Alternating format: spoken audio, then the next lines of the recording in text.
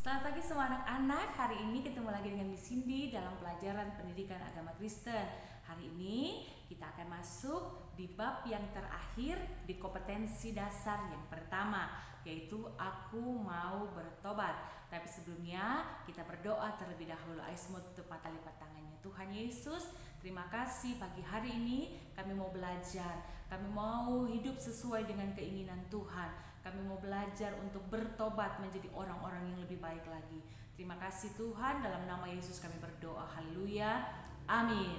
Nah anak-anak, kalau kita sudah belajar tentang bagaimana arti tentang dosa, kita belajar tentang pertama kali manusia jatuh di dalam dosa, kita juga belajar tentang bagaimana bertobat.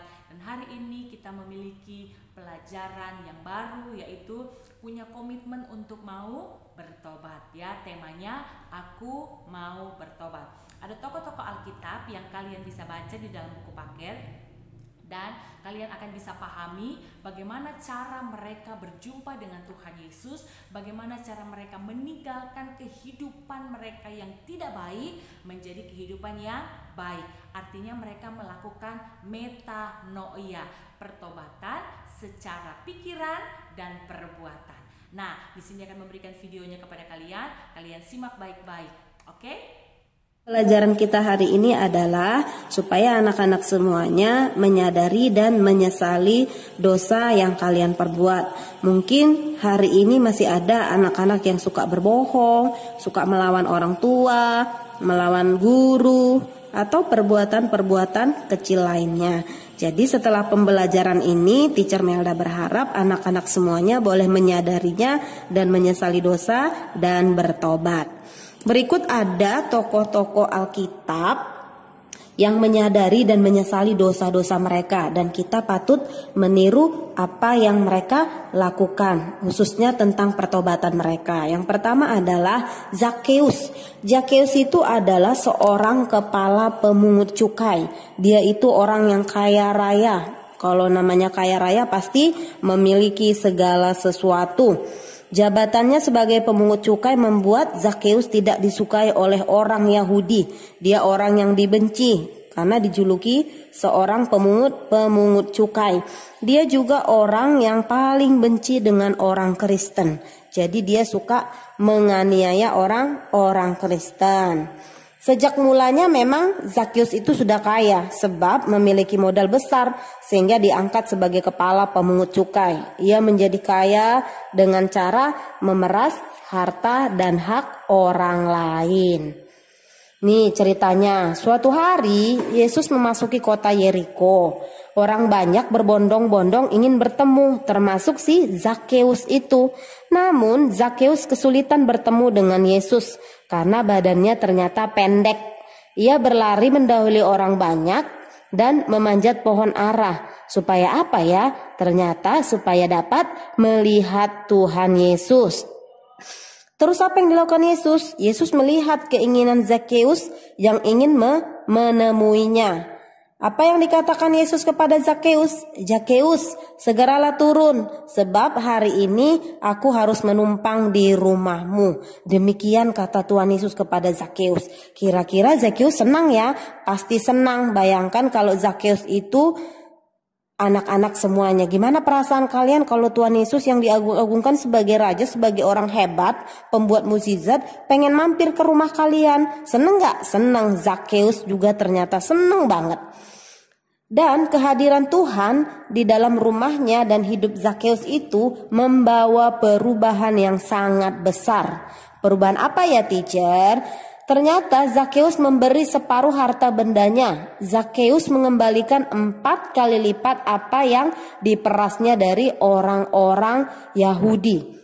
Ternyata kehadiran Yesus dalam hidup Zakheus tidak hanya menimbulkan pengakuan iman, pujian atau kesaksian, tetapi menjadi nyata dalam perbuatan. Jadi firman Tuhan bilang iman tanpa perbuatan adalah mati. Seperti itulah maksud dari perkataan Zakheus ini. Zakheus tidak hanya menimbulkan pengakuan iman, tapi dia lebih dari perbuatan nyata, tindakan nyata dari bentuk dari pertobatannya kepada Tuhan Yesus. Wow, hebat ya Zakheusnya. Terus bagaimana dengan kamu? Bagaimana dengan kita? Jikalau selama ini kamu masih suka berbohong, tidak taat kepada orang tua, melawan guru dan menyakiti orang lain, mungkin itu lewat perkataanmu, lewat tindakanmu, jangan kamu lakukan lagi ya, karena itu perbuatan orang-orang yang belum bertobat. Jadi kalau tadinya masih melakukan, jangan dilakukan lagi. Paham ya semuanya ya? Jadi kalian harus bisa mempraktekkan ini dalam hidup kalian. Kalau Zakheus aja bisa, kenapa kita tidak bisa? Berikut yang kedua adalah kisah si Saulus berubah jadi Paulus. Saulus itu orang Yahudi yang sangat taat kepada hukum Taurat. Ia seorang ahli Farisi yang tidak bercacat. Ia memenuhi semua tuntutan hukum Taurat dengan sempurna. Saulus itu sangat membenci pengikut Kristus sehingga menganiaya mereka. Saulus sangat kejam. Jadi kalau lihat orang Kristen itu dia langsung ditangkap, dianiaya, bila perlu dibunuh karena dia benci. Orang Kristen sangat ketakutan kepadanya. Jadi dulu orang-orang Kristen yang menyembah Yesus takut kalau ketemu si Saulus. Kenapa? Karena akan dihajar. Namun setelah Saulus berjumpa dengan Tuhan ketika menuju Damsyik, Saulus bertobat menjadi orang yang baik dan mengikut jejak Kristus. Jadi Saulus juga mengalami perubahan dalam hidupnya. Yang tadinya dia jahat, suka menganiaya orang Kristen, sekarang setelah berjumpa dengan Tuhan Yesus, dia berubah menjadi orang yang sangat baik dan mengikut jejak Kristus. Dia menjadi orang yang pembawa damai dimanapun dia berada. Dia membawa orang percaya kepada Yesus. Jadi pertobatan Saulus ini menjadi Paulus ini juga adalah hal yang patut kita contoh. Dia tadinya jahat berubah menjadi orang yang baik. Sama kayak Zakheus tadi, yang dia tadinya pemungut cukai, suka meras orang kayak lintah darat gitu, tapi setelah berjumpa dengan Yesus dia berubah. Jadi segala sesuatu yang berjumpa dengan Tuhan Yesus harus mengalami perubahan. Demikian juga setiap anak-anak yang ada di rumah. Teacher Melda percaya kalian sudah berjumpa dengan Tuhan Yesus, kalian percaya Yesus dan menyembah Tuhan Yesus. Dan apa yang harus dilakukan? Kalian juga harus belajar hidup seperti apa yang Tuhan mau. Memang gak gampang, tapi Roh Kudus akan menolong dan memampukan kita menjadi anak-anak yang baik, supaya kalian kelak menjadi orang-orang yang diberkati Tuhan. Amin. Men ya semuanya ya. Yang ketiga itu adalah tokoh Simson. Siapa sih yang gak kenal Simson? Laki-laki kuat, perkasa gitu. Kenapa kuat dan perkasa, teacher? Simson itu sangat kuat, bisa mengalahkan singa dan merobohkan pintu gerbang. Simson itu menjadi hakim di Israel. Dia menang karena roh Allah, kalah karena tidak mau berubah. Si Simson ini ternyata orang yang luar biasa, yang dianugerahkan Tuhan kekuatan melebihi orang lain. Jadi dia punya kekuatan supranatural yang digunakan dia untuk membela orang dan menolong orang. Tapi ternyata Simson itu punya kelemahan. Apa kelemahannya? Kelemahannya adalah Delila. Kelemahannya adalah wanita. Suatu hari Simson itu jatuh cinta sama Delila yang berasal dari bangsa Filistin. Padahal mereka waktu itu dilarang untuk berhubungan dengan bangsa Filistin. Tapi karena dia udah jatuh cinta, dia gak dengar-dengaran apa kata orang tuanya. Pokoknya aku mau dia, mama. Akhirnya Delila lah yang menjadi jalan bagi Simson mengalami kegagalan dalam menaati firman Tuhan. Kelemahannya ada di Delila. Dia ceritakan semua kelemahannya kepada Delila sehingga dia bisa dihukum, matanya dicungkil dan akhirnya dia juga mati. Kekuatannya hilang.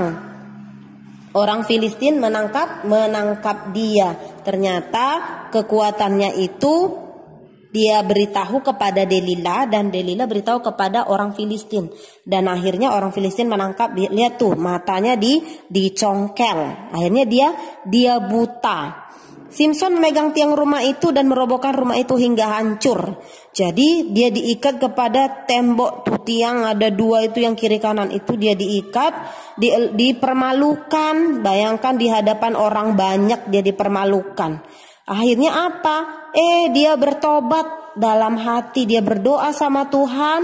Mungkin waktu itu dia minta ampun sama Tuhan. Ampuni aku Tuhan karena udah gak dengar-dengaran, aku jatuh cinta kepada orang yang salah.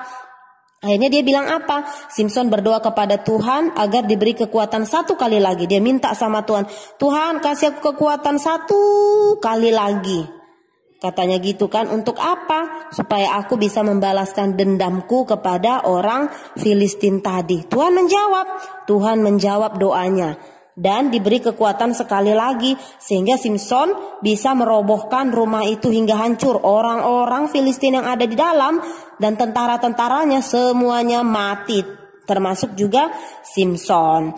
Jadi kita juga belajar bagaimana pertobatan tokoh-tokoh Alkitab ini yang perlu kita tiru. Bukan dosanya, bukan perbuatan mereka yang kita tiru, tapi perbuatan baiknya, karena mereka mau bertobat dari jalan mereka dan mengakui Yesus dalam hidup mereka. Ketika mereka percaya kepada Tuhan, apa yang terjadi?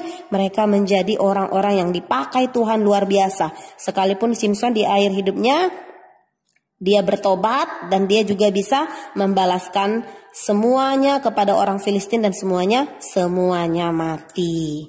Jadi seseorang yang harus menyadari bahwa ia adalah seorang pendosa, menyesali semua perbuatan dosanya dan bertobat. Mohon penyempurnaan dari Allah dan menyerahkan seluruh hidupnya kepada Allah. Maka Allah akan memperbaharui hidupnya menjadi orang yang menaati kehendak Allah saja. Nah, kalian melihat video betapa luar biasanya kasih Tuhan itu kepada setiap orang yang mau bertobat. Artinya Tuhan mau selalu kasih kesempatan buat siapa saja yang mau bertobat. Contoh-contoh Alkitab yang sudah diberikan ada Sakeus, ada Paulus, ya kan ya. Nah, hari ini misinya akan kasih tugas kepada kalian. Kalian buka buku paketnya halaman yang ke-33. Ternyata banyak tokoh-tokoh Alkitab juga yang mengalami pertobatan. Bukan hanya Sakeus, bukan hanya Paulus, tetapi tugas yang akan diberikan ini kepada kalian. Kalian bisa lihat bagaimana mereka atau tokoh-tokoh Alkitab ini yang akan kalian baca di dalam Alkitab, mereka memilih untuk hidup bertobat.